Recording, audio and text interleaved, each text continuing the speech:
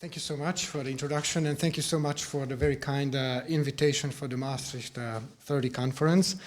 It's a great pleasure and honor to be with you and to speak to you in this prestigious and important conference. And please allow me, as a last speaker, the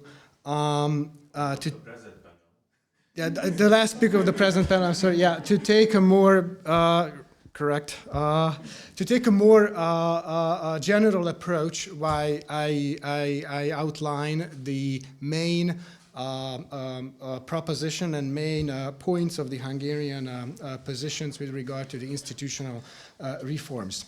Looking back to the Maastricht process 30 years after is indeed a very topical and timely question. It's more timely than ever. Maastricht is much more than a Dutch town.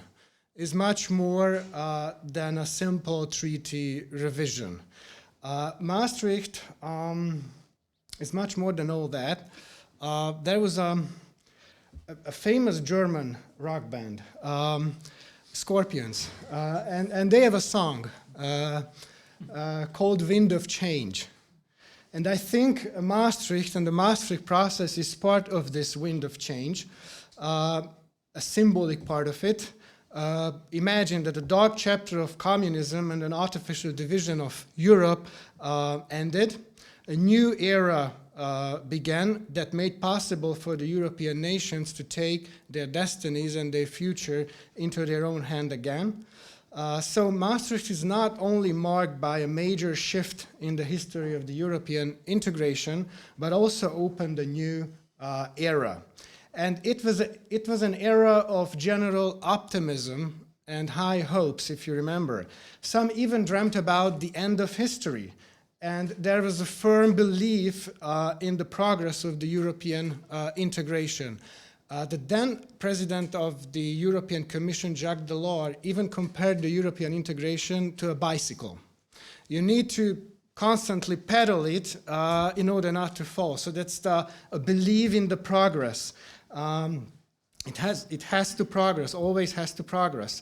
And with Maastricht, the integration entered a new dimension. But the big question is, did Maastricht fulfill the high hopes of Europe? Or, on the contrary, did it fail to live up those expectations? And I think 30 years might provide a time span long enough to contemplate these questions. And it's also necessary to contemplate these questions in order to be able to put into context the question of institutional reforms. So when I was kindly asked to speak on this panel and invited to this conference, one of the very first things that really caught my eyes is the setup of this panel, and actually all of the panels. And it has a very peculiar setup. The panelists are all asked to talk about the institutional reforms, but from various perspectives, various geographical and country perspectives, from Western European perspective, from German perspective, from Central European perspective, from the EU candidate country perspective. So this setup first begs the question, I think, whether it's possible to tell, whether it's possible to narrate the integration in one single way, or does the European integration has very different narratives? And if so, how one narratives become dominant among the many? Yes, there are and there always have been many cracks in the European integration. Think about the division between North Germany and the Netherlands and the South, Italy, Spain, and France. It's largely based on the question of fiscal discipline and budgetary policy. Or we can also think about the big battles, in previous times, the big battles between UK and the Franco-German tandem. That was about the overall objective of the European integration. But I think one of the most visible cracks today lies probably between West and East, between the old and new Europe. Old Europe because before the eastward enlargement, and the new Europe, which is the eastward enlargement.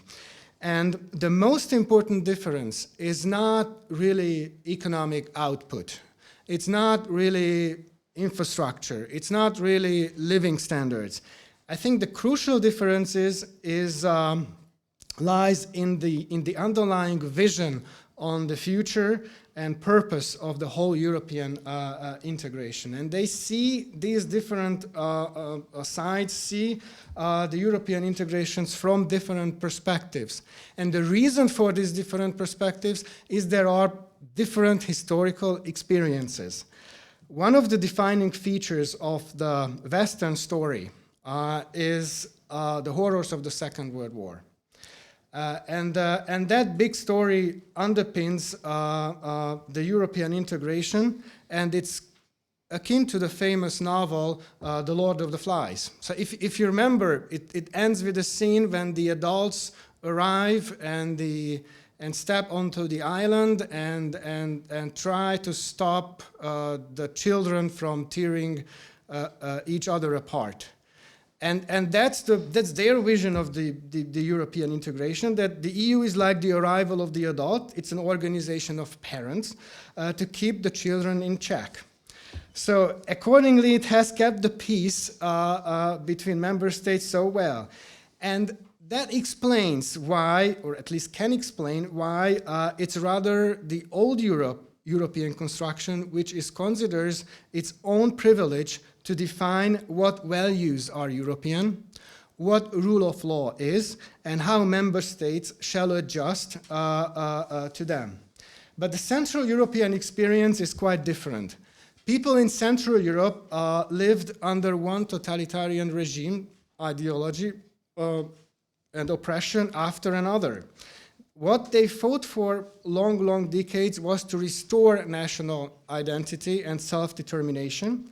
And it's the very insistence of this history and their tradition and their nation state that were the protectors of the peoples in Central and Eastern Europe. So they owed their survival to this insistence, and therefore they saw a European integration, cooperation as a kind of a building that can better protect and also express national identities, sovereignties, and maybe cultural heritage as well.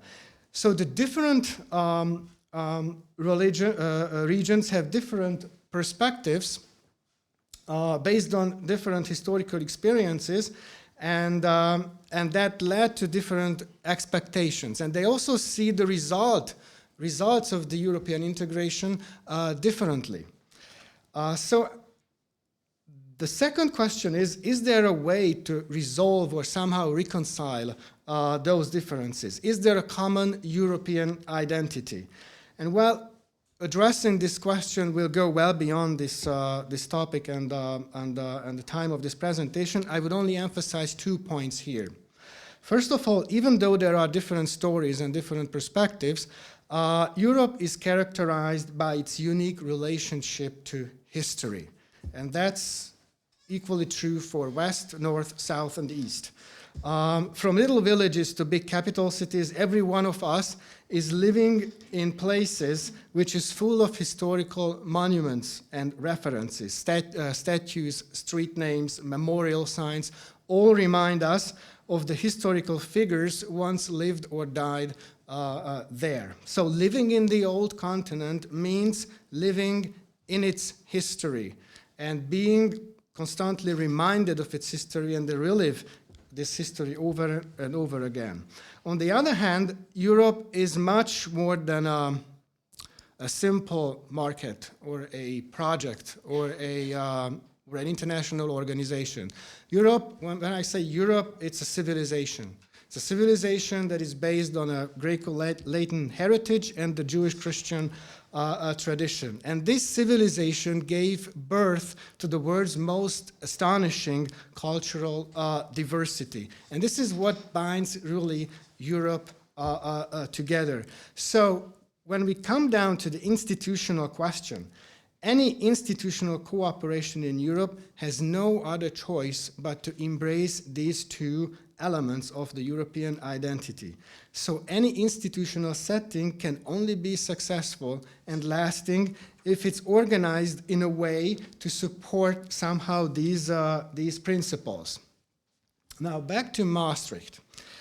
As I mentioned, the period that led up to this watershed moment was an exceptional success story in the European cooperation.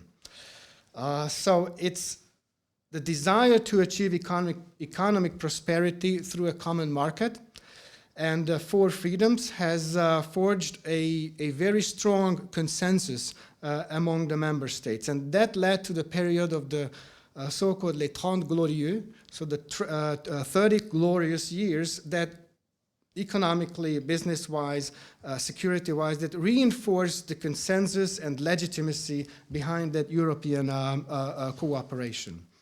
And the European integration has become really an integral landscape, integral part of the European landscape, and it was an attractive and appealing one, and that's why Central European countries long to be part of this success story, long to be part of this European dream.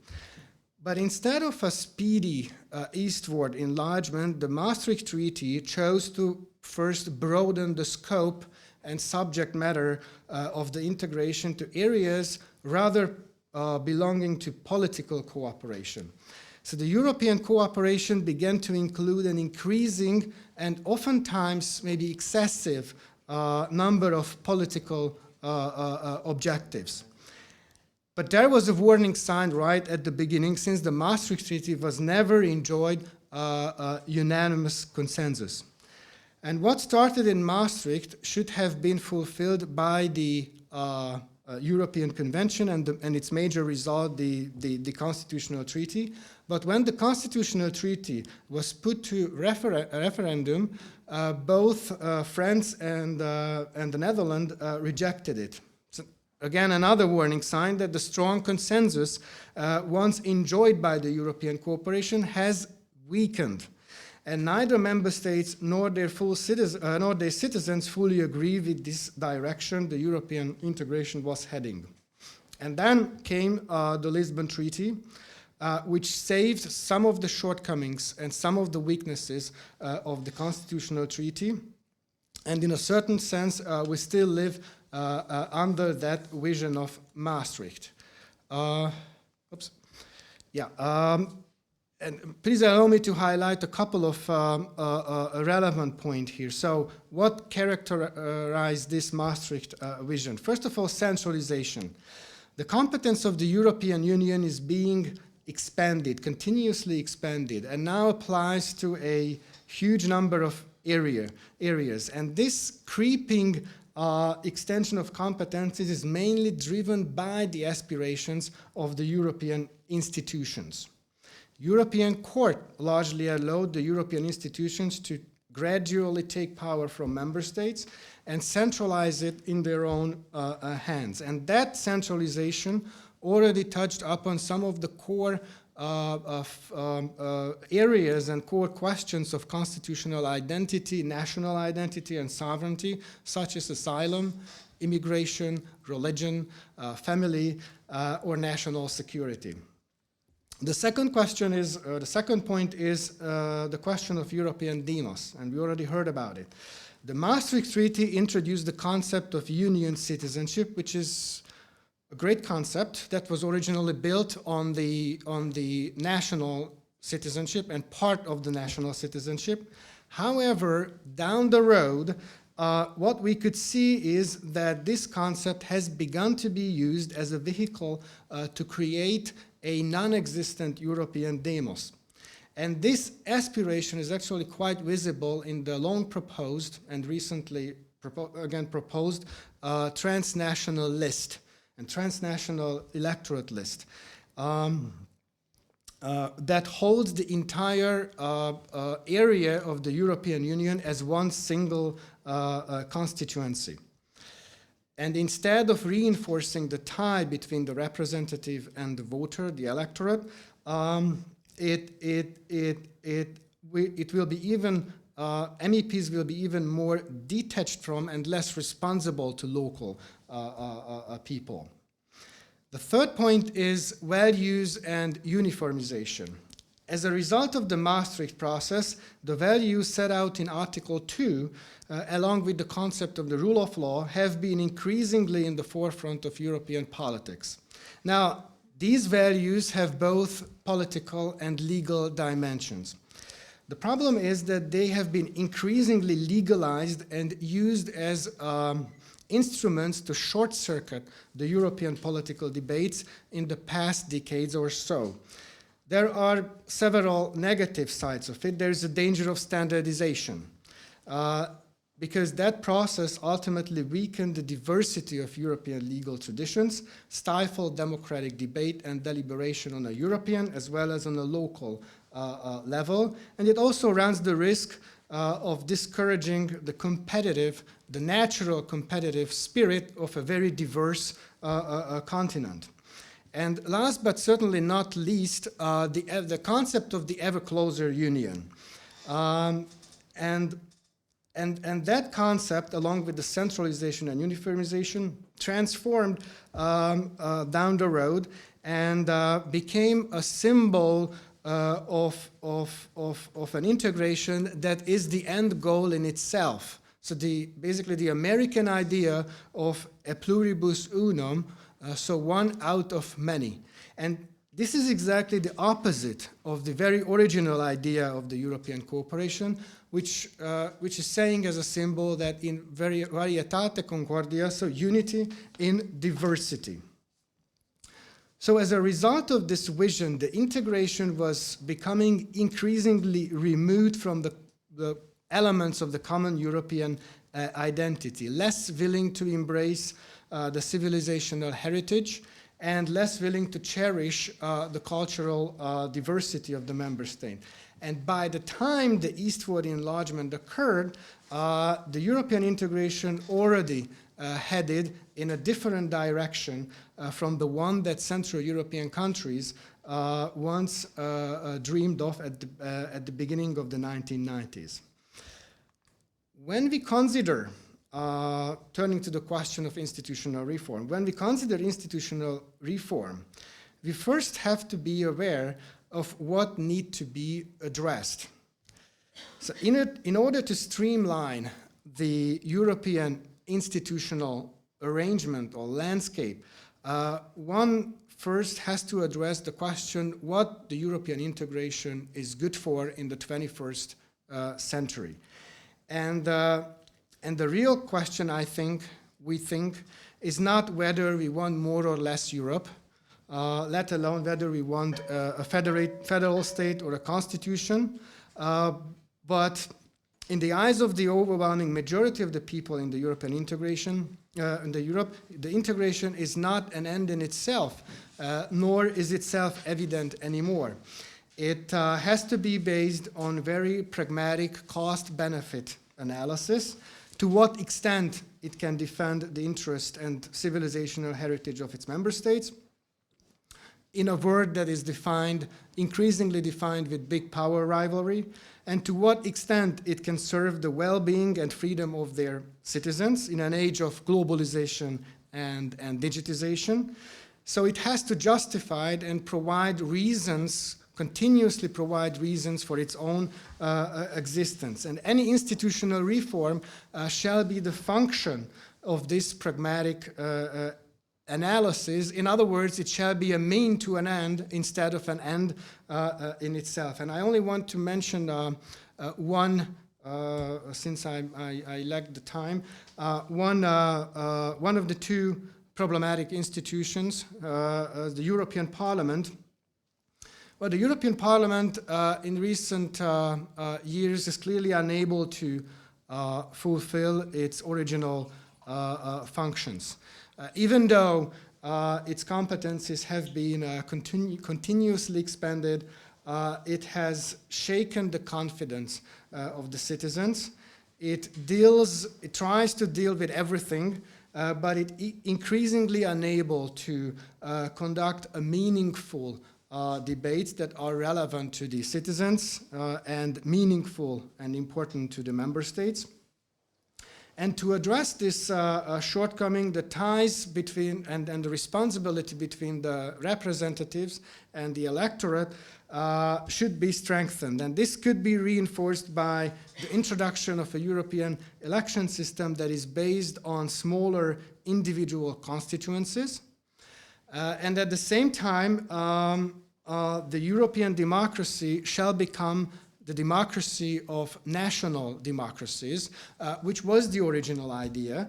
And to this end, the participation and role of national parliaments should be increased. And their participation, if their participation is increased in the European legislative process, it could serve as a guarantee for subsidiarity. And if it serves as a guarantee of subsidiarity, it can promote cultural diversity, which leads us to our final point. Only institutionalized cooperation can provide the European states with the essential resilience, leverage, and competitiveness in an age of globalization, digitization, and big power rivalry. But an institutional arrangement is never an end in itself. It shall always serve the well-being and freedom of the peoples of the member states and the prosperity and sovereignty of the member states. It shall start and end with them. But even more importantly, any institutionalized arrangement can only be considered European if it knows how to recognize and how to protect the civilizational roots that unite Europe and connect the people living in the old continent. 1,000 years old civilization doesn't need to be invented and reinvented over and over again, but instead it needs to be safeguarded in order to protect us, Europeans. So institutions only deserve to be called European if they are able to comprehend and preserve this heritage, this civilization, and this cultural diversity that have always made Europe a unique place and the best place to live around the world. So thank you so much for your attention.